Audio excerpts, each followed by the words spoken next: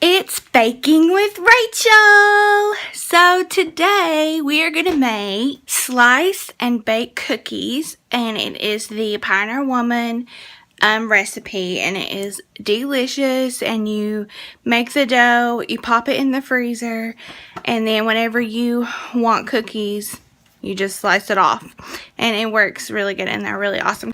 So let's get started.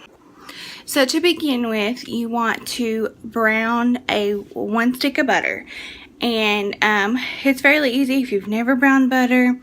It's just really easy. Kind of just put it in there and let it go. You want to do this probably, I'd say about 30 minutes before you start doing everything, because the brown butter needs to cool completely before you start incorporating it into the cookie batter.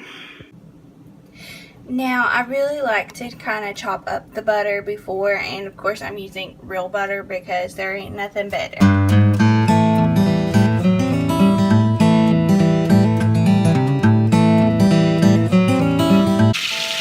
once the butter has melted, it's going to foam up like this. Just kind of keep stirring it around, and don't worry, you'll know if it starts to burn.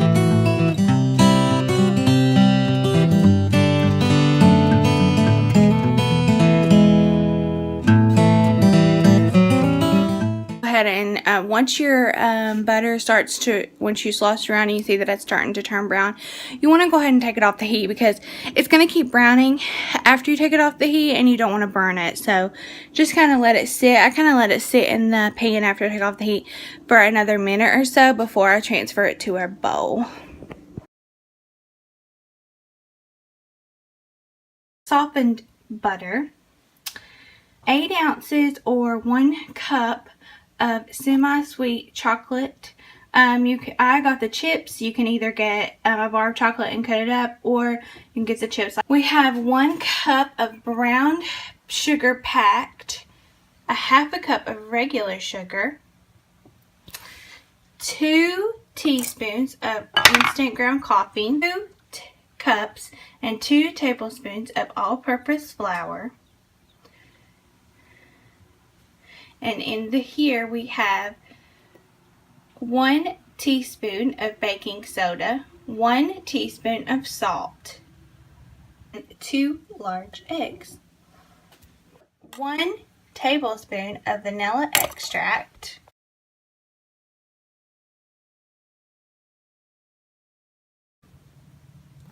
So to begin with, we're going to put the whole stick of butter. And I know this recipe has 2 sticks of butter in it, but no one said it was healthy. Anyways, so we're going to put 1 stick of the butter. We're going to put the brown sugar and also the regular sugar. Then we're going to mix it until it's all combined.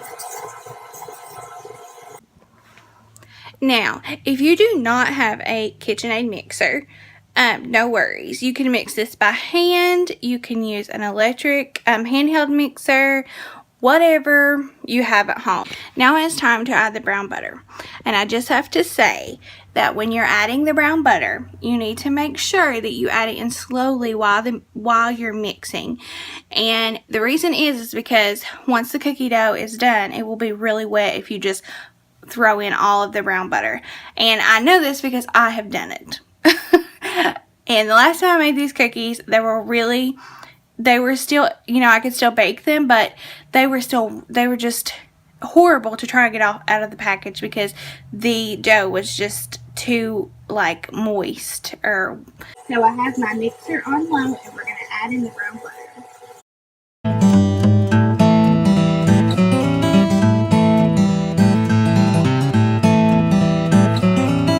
Now it's time to add in the eggs. So I'm going to turn my mixer on. And you're going to want to add these in one at a time.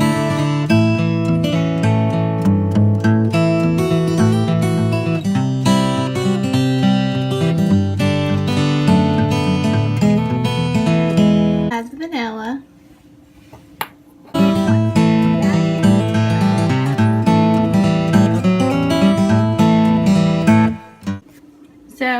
in a separate bowl, you're going to have the flour, the baking soda, the coffee, and the salt.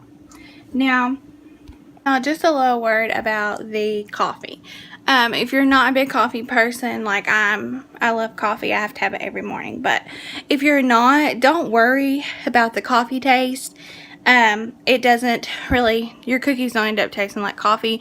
The coffee just complements the chocolate. So it kind of makes it a little richer, and it just tastes really good. So don't fear the coffee. So now we're going to add in the flour mixture. And what you want to do is you kind of want to gradually add in the flour mixture, because you don't want to have big clumps of flour in your batter.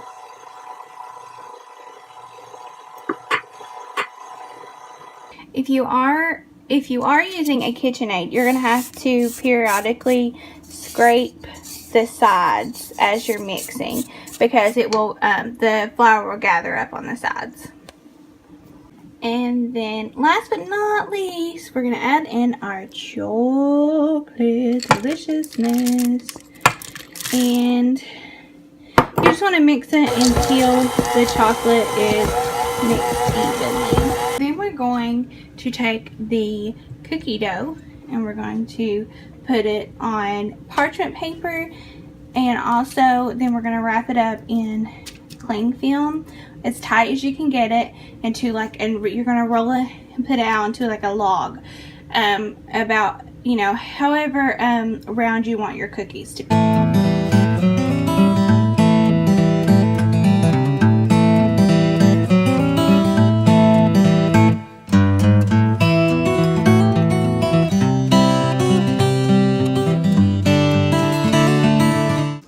Lastly, you're just going to, after you've rolled up your cookie dough, you're just going to pop it in the freezer. And then after that, it's time for baking the delicious cookies. So the cookies have frozen up very nicely, and I'm going to slice them and bake them. We're going to see if they're real good. And I went ahead and lined my baking sheet with parchment paper, just for so the cookies won't stick and for easy cleanup. So now we're going to cut on the cookies, and you can cut them however thick you want, really. I think the recipe said like between 3/4 of an inch to about an inch, but they go in the oven at 375 for 14 to 15 minutes. And here we go, chocolate chip cookies, which are actually kind of like oval, but that's just because I'm not really good at rolling the dough into a log, but they still taste delicious.